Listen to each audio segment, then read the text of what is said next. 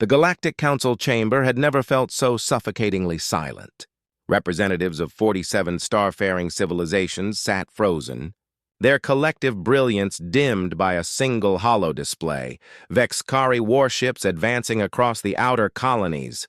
"Well," Grand Ambassador Zeloth finally muttered, his sarcasm sharp enough to cut through the tension. Thanks to the universal translators, no species could miss the bitterness.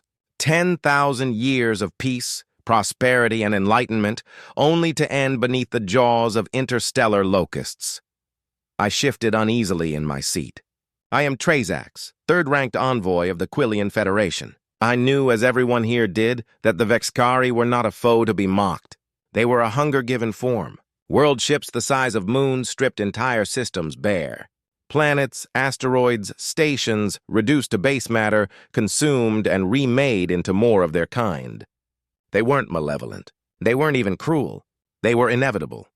Expansion was their nature, and we, tragically, existed in their path. Prime Counselor Norix's upper limbs trembled as she spoke. "Ambassador Zura of the Almanar Syndicate, report on our defenses." Zura rose, her luminous skin flickering with stress signals. "Our fleets have engaged the Vexkari at 7 fronts. 83% of our capital ships are gone. The remainder regroup at Century Hub. Projected odds of halting their advance, 12%. A hollow laugh echoed from Ambassador Plex. 12%. Once we argued about tariffs with the Bel-Torin Mercantile Union. What a luxury that was. "This is no time for nostalgia," snapped Ambassador Krex, his reptilian features tightening into solemnity. "We need answers, not memories, but answers proved elusive. The Bel-Torin demanded negotiations despite 17 catastrophic failures. The Jurgen Collective suggested retreating into pocket dimensions, ignoring that the Vexkari could sense trans-dimensional shifts.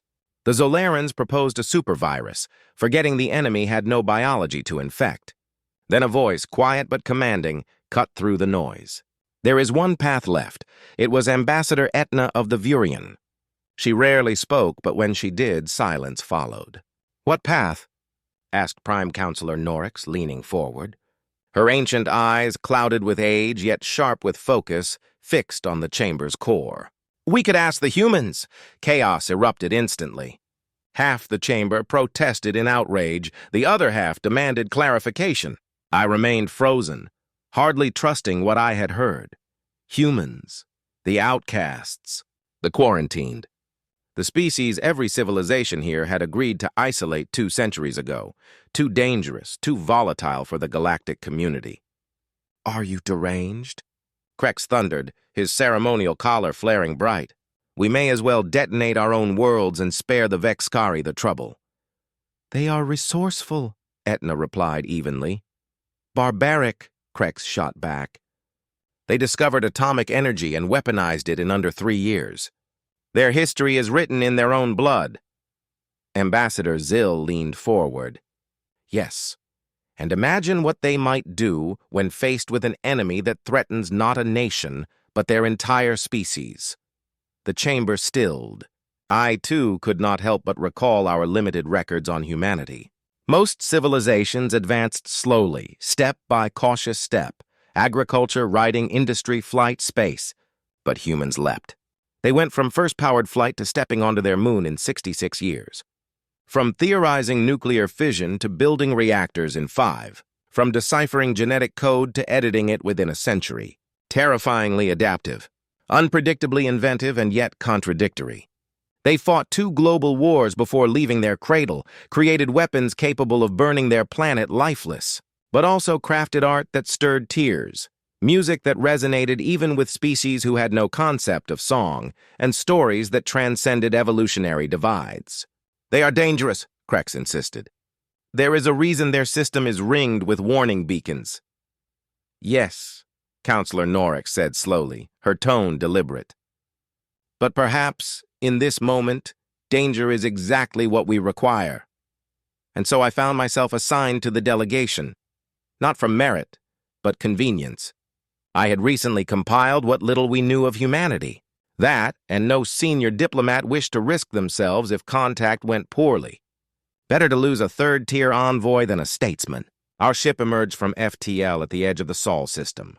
The warning beacon still pulsed in 2,000 tongues. Danger. Quarantine species. Do not approach. Ironic, isn't it? Murmured Captain Lorax as we passed them. We built these to protect the galaxy from them. Now we pray they can save us from something worse. We steered toward the fourth planet, Mars. Long-range scans had shown human colonies there. Better, our leaders reasoned, to meet them away from their homeworld. If matters soured, Earth might remain untouched. Receiving transmission, the communications officer said, startled. In flawless galactic standard. How? I asked. We've never spoken with them. Play it, ordered Ambassador Kizison, leader of our desperate mission. A human face appeared on the view screen. Female, I thought, though the differences in their species were subtle compared to most. Greetings, visitors, she said calmly. I am Director Maya Quinn of the Mars Colonial Defense Force. We've been expecting you. Ambassador. Kizison's mandibles clicked involuntarily. Surprise flickered across the chamber at the Mars Colonial Defense Force when the transmission cut through. You've been expecting us? Ambassador Kizison managed, incredulous. The human's smile was small, almost private. Oh, yes, she said, the corner of her mouth lifting. We detected your ship the moment it entered the system. In truth, we've been aware of the galactic community for nearly a century. My mouth went dry. The quarantine had been flawless by every metric. No intentional transmissions, no outward signals, nothing that should have betrayed intelligent life within their star system. How had they known? Ambassador Kizison asked the question that hung in the air. The human's answer was disarmingly simple. We listen, we watch. We learn. She explained without bravado how human teams had covertly adapted and intercepted observation satellites years ago, how they had decrypted the warning beacons, how they'd monitored research vessels that lingered at the edge of Sol and quietly analyzed snippets of their communication. They had learned the language of the galaxy in pieces, and they had been patient. A cold realization settled over me. This was far worse than we feared. We had assumed surprise. Instead, we met calculation. I felt the frantic rhythm of my hearts, an instinct that until now had been little more than a background hum. Please don't look so alarmed, Director Maya Quinn said, as if reading the room. Her gaze landed on me specifically. If we'd minded to break quarantine, we could have done so years ago. We honored your choice even when we disagreed with it. But make no mistake, this is not first contact. She tilted her head. So tell me, why is the Galactic Council knocking on our door now? The landing bay of Mars Command thrummed with human activity. Soldiers in armor, technicians, civilians, far more than my species' long-range scans had suggested. We were shepherded through corridors of polished alloy into a conference chamber where Director Quinn stood with 3 other humans. A stern military officer, a scientist whose eyes never stopped appraising, and a diplomat who carried himself with quiet authority. General Teo Ibuki, Dr. Layla Jackson, and Ambassador Connor O'Malley, Quinn introduced them matter-of-factly. Ambassador, I blurted before thinking. The human diplomat produced a sound I would later catalog as a chuckle. We've maintained an extraterrestrial diplomatic corps for nearly 50 years, he said. Optimistic, perhaps, but preparedness suits us. Seated, Ambassador Kizison delivered the Council's plea. The Vexkari offensive, the catastrophic fleet losses, the extinction-level threat sweeping across civilizations. He spoke with the measured desperation of a species grown, accustomed to protocol, his voice modulator, translating their urgency into tones that still carried the weight of centuries of diplomatic caution. Throughout the briefing, the humans betrayed no panic. If anything, they seemed intrigued, almost exhilarated by the problem. When Kizison finished, Director Quinn considered the facts as one might an interesting case file. You've come to ask for help against a foe your combined forces cannot defeat, she said. An enemy that consumes worlds and refuses all contact. Correct? Kizison's affirmation was flat, the sound of hope fraying at the edges.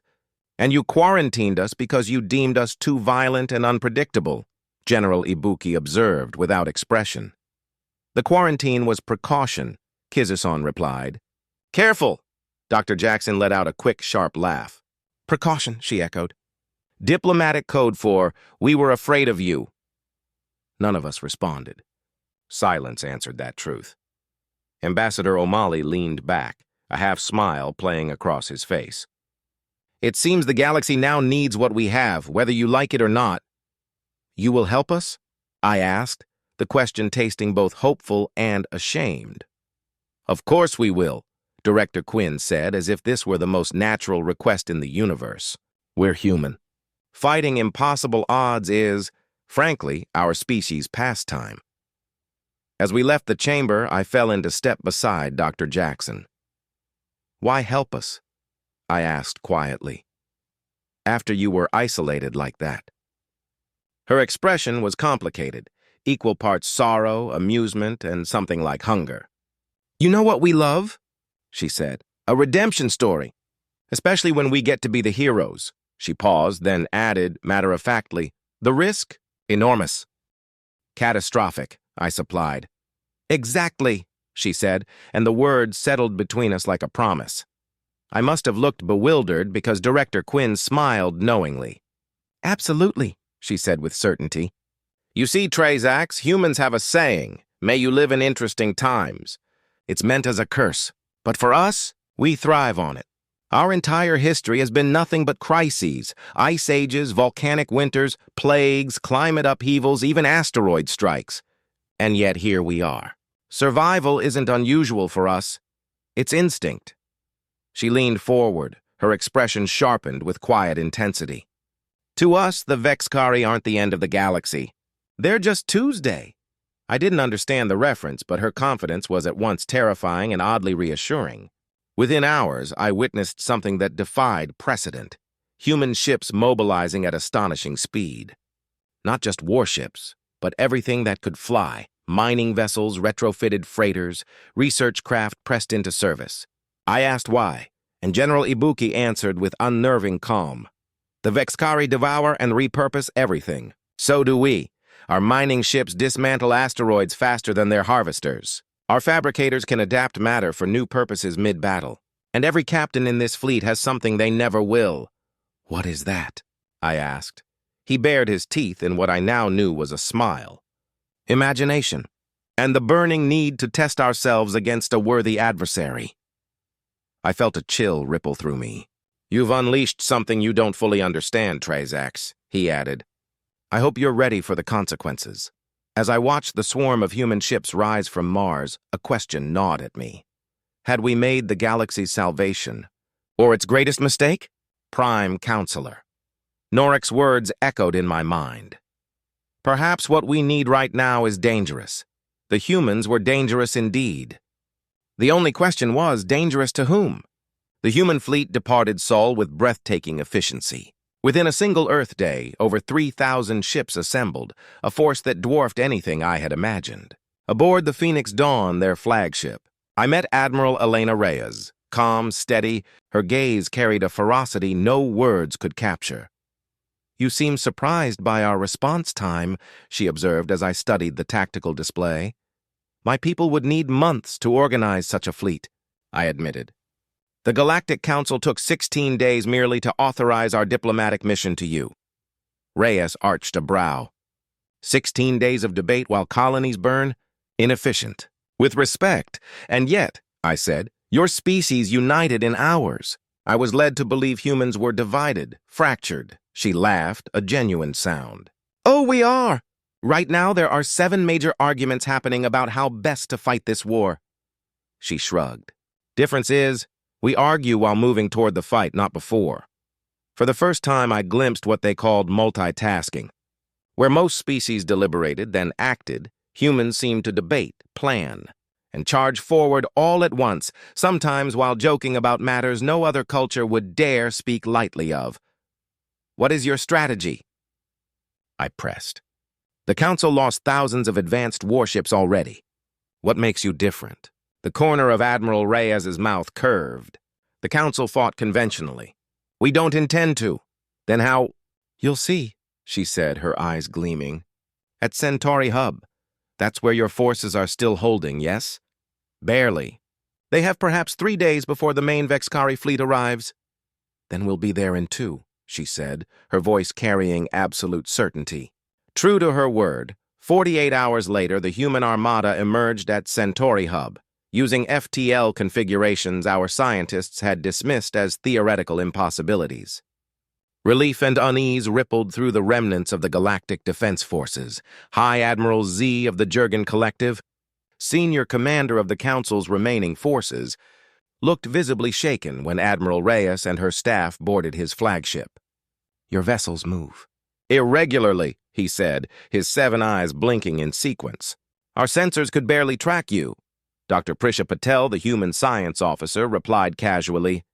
A few tweaks to FTL theory. Inducing quantum superposition in the drive core while layering a localized time dilation field.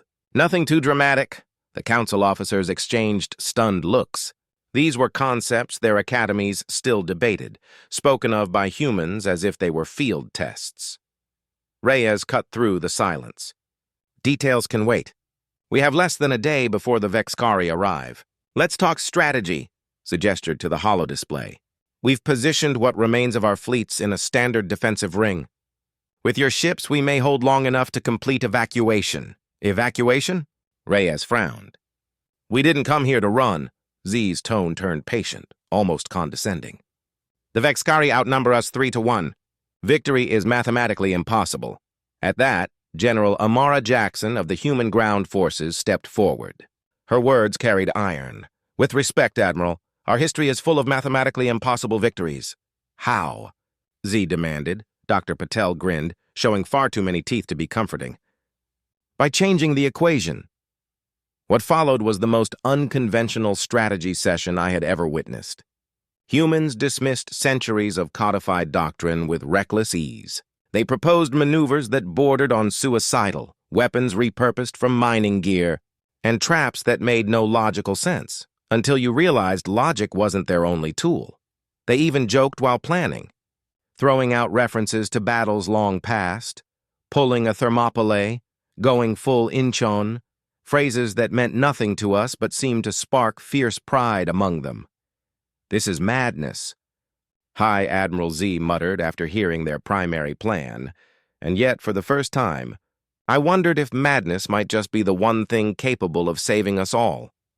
Perhaps conventional strategy conceded defeat long ago, Admiral Reyes said, voice low. As one human philosopher put it, insanity is repeating the same action and expecting a different result. You have failed 43 times. Maybe it's time for something that looks like madness. Her words landed like a challenge. The Vexkari arrived exactly when predicted. Vast world ships the size of moons crawling out of FTL, trailed by swarms of harvester craft. From the observation deck of the Phoenix Dawn, I watched those leviathans glide forward, implacable, efficient, utterly indifferent. Magnificent, aren't they? Commander Felix Navarro murmured at my shoulder. He regarded the enemy with a complicated expression, part horror, part admiration. Beautiful? I echoed. In the way a perfect predator is beautiful, he said. No waste, no hesitation. That predictability is a weakness. As the human formation met the Vexkari, their tactics shattered every conventional doctrine. Rather than lock into a defensive ring, human squadrons dispersed into irregular, unpredictable patterns. Fighters made sudden feints that looked almost random. Mining and cargo vessels took up positions that made no obvious sense to the seasoned officers of the combined forces. What are they doing? High Admiral Z barked over the comms. Mapping response vectors, Admiral Reyes answered. Steady as ever. They're teaching the Vexkari to reveal themselves. For nearly an hour, the engagement resembled a deliberate dance. Human losses were minimal. Damage to the enemy was initially negligible. Confusion rippled through the galactic forces. Then, with crisp calm, Reyes issued the command. Execute Operation Trojan Horse. At once, the scattered human ships converged. Instead of ramming the hulls, they detonated volleys of missiles at carefully calculated, apparently empty points in space. I stared, baffled. What are they targeting? There's nothing there. There is. Commander Navarro said with a thin smile. The Vexkari use quantum-entangled nodes for fleet communication. They're invisible to normal sensors. Dr. Patel's team identified them by the subtle energy signatures we measured during probes.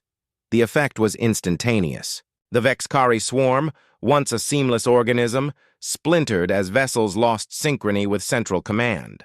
Formation cohesion dissolved. Phase 2 unfolded without fanfare.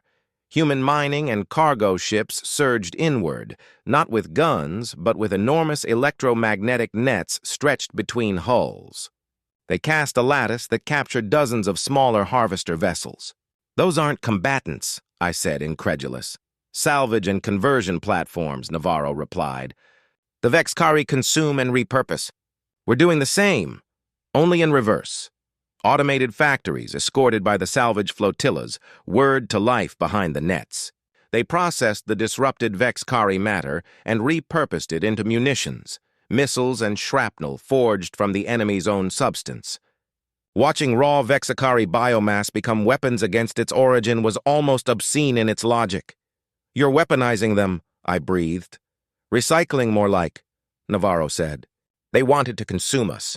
Instead, they'll fuel their own defeat." The tide turned. Swarms that had seemed unstoppable now flailed as their numbers were siphoned into human manufacturing chains. Missiles assembled from Vexkari biomass slipped through defensive matrices as if they were part of the enemy fleet, until they detonated with devastating effect. Still, 3 colossal world ships bore down on Centauri Hub largely unscathed, their adaptive shields shrugging off frontal assaults. Anxiety crept back into my voice. "The big ones aren't taking damage." "We noticed," Admiral Reyes replied, joining us on the deck. "Time for Phase 3. A slender squadron peeled off. Sleek, low-armed vessels with oversized drives. They were civilian science platforms, xenobiology research ships tasked with the most perilous job. "You're sending scientists into the fight?" I said, horrified. "Who else understands a being like this better than its biologists?" Reyes asked. "Watch." The research ships launched delicate probes that attached to the hulks of the world ships. At first, nothing seemed to happen. Then, almost imperceptibly, the Titans slowed. "What are those?" I said. "Genetic resequencers," Dr. Prisha Patel explained from the science console. "We sequenced the Vexkari signatures and built devices that introduce modified code back into their distributed control networks." "Reprogramming?" I asked. "More like interference," she corrected. "Imagine your thoughts suddenly containing impulses that aren't yours, contradictory directives, corrupted priorities. The resequencers scramble the hive's signaling, creating internal conflicts. Across the battlefield, the Vexkari vessels began to twitch, hesitate, misalign. Once coherent swarms stalled as splintered command streams battled each other. The human fleet exploited the confusion ruthlessly. Salvage nets tightened, processing arrays accelerated, and biomass munitions rained from thousands of improvised launchers. Against the backdrop of collapsing Vexkari formations, human crews operated with mechanical efficiency. Miners repurposed into assault engineers, scientists into battlefield tinkerers, captains improvising maneuvers that would have been lunacy for any other race. Jokes and clipped orders flew in the same breath. There was a strange levity beneath the focus, as if they treated catastrophe like a puzzle to be solved. By sundown, the balance had shifted. Dozens of Vexkari harvesters lay derelict, their matter consumed by human forges. The 3 world ships, though still formidable, no longer moved with the unchallenged certainty that had once filled the sky. For the first time since the alarm had sounded, a pulse of hope threaded through the combined forces. But hope was not victory. The Vexkari adapted fast. Their shields changed, their swarms reconfigured. The true test, whether this improvisational assault could scale against an enemy that learned, had only just begun. The resequencers did their work with brutal efficiency. Entire fleets began to unravel from within, their unity collapsing like a body at war with itself. The mighty Vexkari world ships turned on their own kind, harvester arms tearing into allies they had commanded only moments before. "That's horrifying," I whispered. "Yes," Admiral Reyes said quietly, her gaze fixed on the carnage. But so is extinction. The Battle of Centauri Hub raged for another 6 hours, but the tide had already shifted. When the last Vexkari vessel was either destroyed or captured for study, humanity and their allies had lost fewer than 15% of their forces, a result so improbable it was nothing short of miraculous. When the guns fell silent, I wandered a quiet corridor aboard the Phoenix Dawn, trying to reconcile what I had witnessed. Humanity hadn't merely fought. They had adapted, improvised, and triumphed in ways that shattered the boundaries of conventional warfare. "Overwhelming, isn't it?" a voice said. Director Maya Quinn, who had joined the fleet from Mars only days earlier, stepped out of the shadows. "Your people fight like nothing I've ever seen," I admitted. She shook her head. "We don't fight to win battles. We fight to survive extinction. That instinct is burned into our DNA by generations of ancestors who refused to die when the odds demanded they should." I hesitated. "The Galactic Council feared this very trait, your unpredictability, your violence. Perhaps they were right to quarantine your species?" Quinn studied me for a long moment. "Perhaps. Or perhaps they should have feared what the galaxy would become without us." Aftermath and a new galactic order. 3 weeks later, I stood in the council chamber once more. But this time, not alone. At my side was Ambassador Ali, humanity's first official representative to the galaxy. "The quarantine of Sol is hereby lifted," declared Prime Counselor Norex. "Humanity has earned its place among us." This time, the chamber erupted not with perfunctory applause, but with genuine acclaim. As we left the hall, I noticed the ambassador's expression, pensive, almost wary. "You don't look pleased," I said. "Acceptance," he replied, "is a double-edged sword. Stopping the Vexkari was simple. They tried to kill us, so we stopped them. But proving we can contribute to galactic civilization in ways other than destruction, that will be the true challenge." "You fear you will disappoint us?" I asked. "For ourselves," he corrected. "Our history is complicated. Every triumph comes with a shadow we must reckon with. That tension, that struggle between our best and worst impulses, is what makes us human." From the shuttle window, Earth loomed closer, blue and green and impossibly alive. Around it, the warning beacons that once enforced humanity's isolation now floated dark and deactivated. "You know what's ironic?" Ali asked. "Those weren't just keeping us in, they were keeping the galaxy out. Isolation is its own kind of danger." "How so?" I pressed. "Because problems ignored never improve, and allies can't help if you never let them close." I thought of centuries of council caution, of how near their fears had brought us all to ruin. "So what happens now?" I asked. Ali smiled then, a rare and genuine expression of hope. "Now we find out what happens when the most dangerous species in the galaxy decides to make friends instead of war." As Earth filled the viewport, I felt excitement and unease intertwine. The quarantine was over. Humanity had stepped onto the galactic stage, and nothing would ever be the same again.